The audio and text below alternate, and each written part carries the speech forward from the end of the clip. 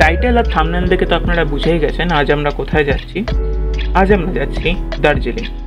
দার্জিলিং নামটা শুনলেই কেমন একটা অন্যরকম আবেগ কাজ করে। চা বাগানের সুবাস, টয় ট্রেন আর বরফ ঢাকা কাঞ্চনজঙ্ঘা, এইসব ছবি তো সবারই সামনে যেন ভেসে ওঠে। কিন্তু ভেবেছেন কি কখনো দার্জিলিং এত বিশেষ কেন? কেন বাঙালিরা কত বাড়ি হোক না কেন এই দার্জিলিংয়ে ছুটে ছুটে চলে আসতে চায়? আজ আমরা ঘুরে দেখব কলকাতা থেকে কিভাবে পৌঁছানো যায় দার্জিলিং আর অনুভব করা যায় দার্জিলিংয়ের সৌন্দর্য, বিশেষ করে বর্ষার দার্জিলিং কেমন লাগে। তাহলে চলুন আমার সঙ্গে এই যাত্রা শুরু করা যাক। কলকাতা থেকে দার্জিলিং যাওয়ার অনেক ধরনের ট্রেন রয়েছে। আপনি হাওড়া থেকে ট্রেন ধরতে পারেন, শিয়ালদা থেকে ট্রেন ধরতে পারেন, ইভেন আমরা এখন যেখানে আছি কলকাতা স্টেশন থেকেও আপনারা ট্রেন ধরতে পারেন। এই ট্রেনটি যে যে স্টেশনের ওপর থেকে গিয়ে আমাদের এনজেপি পৌঁছাবে সেগুলো আপনাদের একটা স্ক্রিনের সাইডে আমি ডিসপ্লেতে শো করলাম। ট্রেন ছাড়ার টাইম হচ্ছে 9:45। আজ অনেক রাত্রি হয়ে গেছে, এমনিও অফিস থেকে ফিরতি পথে আমি ট্রেনেও ধরেছি, তো সারাদিন খুব টায়ার্ড। তো আপনাদের সঙ্গে সকালে দেখা হবে।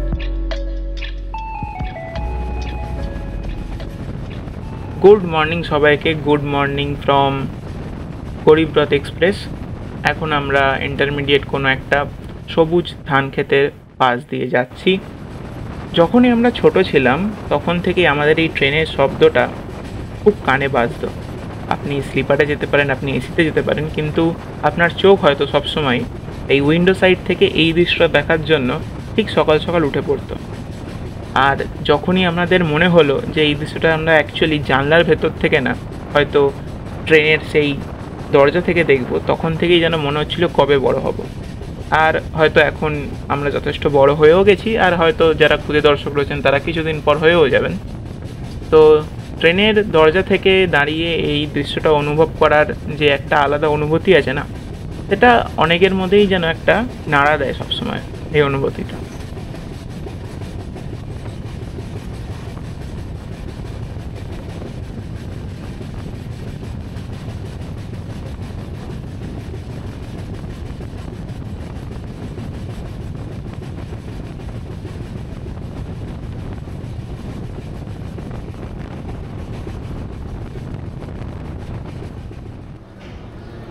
সকাল 7:25 আমাদের নামানোর কথা গরিবরথের এনজিপিতে, আর গরিবরথ 7:20 দিকেই আমাদের এনজিপি পৌঁছে দেয়। যারা অনেক দিন দার্জিলিং যাননি বা যারা হয়তো 3-4 বছরের গ্যাপে আবার দার্জিলিং যেতে চলেছেন, তাদের জন্য একটু এনজিপি স্টেশনটা একটু হলেও এখন চেঞ্জ হয়ে গেছে।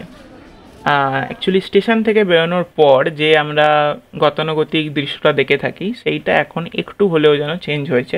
আপনারা একটু ওয়াক থ্রুটা দেখুন, তারপর আমি বলছি যে কি করে গাড়ি বা কিছুর ব্যবস্থা করে আপনারা এনজিপি থেকে দার্জিলিংয়ের জন্য রওনা দিতে পারেন।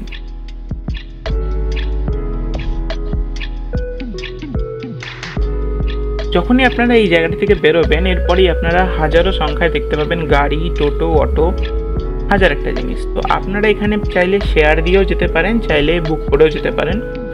আপনারা যদি 4 জন থাকেন বা 8 জন থাকেন বা 10 জন থাকেন, সব থেকে ভালো হচ্ছে নিজেরা বুক করে যাওয়া, কারণ ওখানে ওই 4 জন, 8 জন, 10 জন এই ধরনের আর কি ক্যাপাসিটিতেই একটা পুরো গাড়ি যায়। তো আপনারা যদি সিঙ্গেল ট্রাভেলার হয়ে থাকেন তাহলে আপনাদের ওয়েট করতে হবে গাড়ি বুক করার জন্য। আর যদি আপনি ফুল গাড়ি বুক করেন তাহলে তো কোনো প্রশ্নই নেই, তাহলে তো আপনি আপনার টাইম মতন যেতে পারেন। কিন্তু যদি আপনি পার্টিকুলার একটা সিট বুক করতে চান তাহলে আপনাকে ওই ওয়েট করতে হবে যতক্ষণ না গাড়ি পুরোটা ভর্তি হচ্ছে, ওরা কিন্তু ছাড়বে না।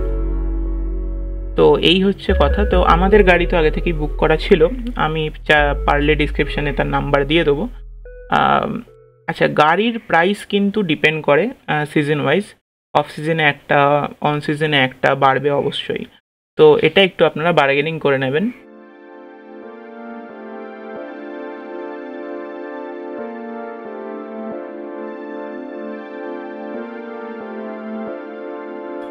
একটা কথা তো না বললেই নয়, যে কোনো গন্তব্যের যাত্রাপথটাই কিন্তু এই গন্তব্যের আসল প্রাধান্যতা বজায় রাখে।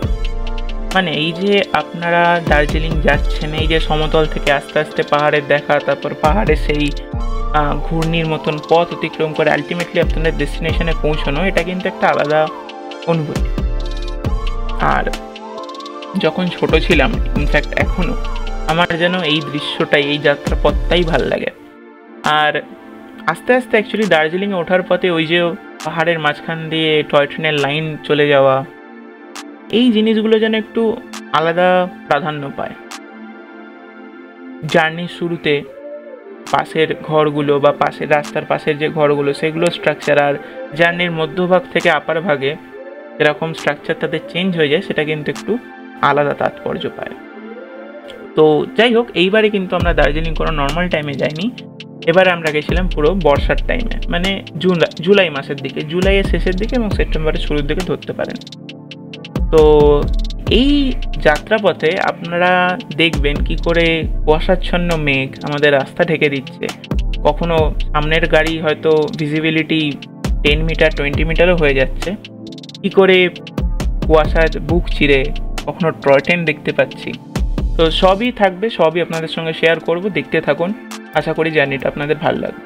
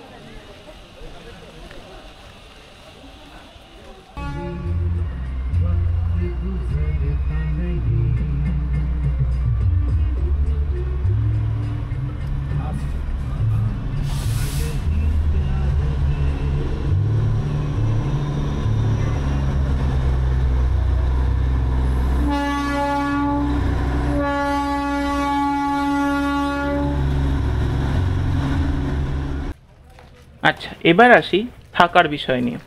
তো থাকার জন্য আপনাদের এখানে অনেক অপশান রয়েছে। আপনারা যে কোনো জায়গাকে প্রেফারেন্স দিতে পারেন, কিন্তু নর্মালি সবাই যেটা চায় তারা ম্যালের আশেপাশে কোনো হোটেল বা হলিডে হোম যদি তারা থাকতে চায় সেখানে তারা বেশি প্রেফারেন্স দেয়। তো আমাদের হোটেল আগে থেকেই বুক করা ছিল। আমরা যে হোটেলে আজকে যাচ্ছি সেই হোটেলটির নাম হচ্ছে প্রিয়াঙ্কা। তো সেই হোটেলের কিছু সিনেম্যাটিক্স আপনাদের সঙ্গে আমি শেয়ার করছি। আপনারা চাইলে অবশ্যই ডিসপ্লেতে থাকা কন্ট্যাক্ট নম্বরে যোগাযোগ করতে পারেন। আর এটাও বলে রাখি, আমরা হয়তো যে প্রাইসে এখানে এসছি এই প্রাইসটা হয়তো আপনাদের জন্য নাও থাকতে পারে, যেহেতু সিজন ওয়াইজ অনেক কিছু ডিপেন্ড করে। এখানেও তাহলে season wise price up down করতে পারে।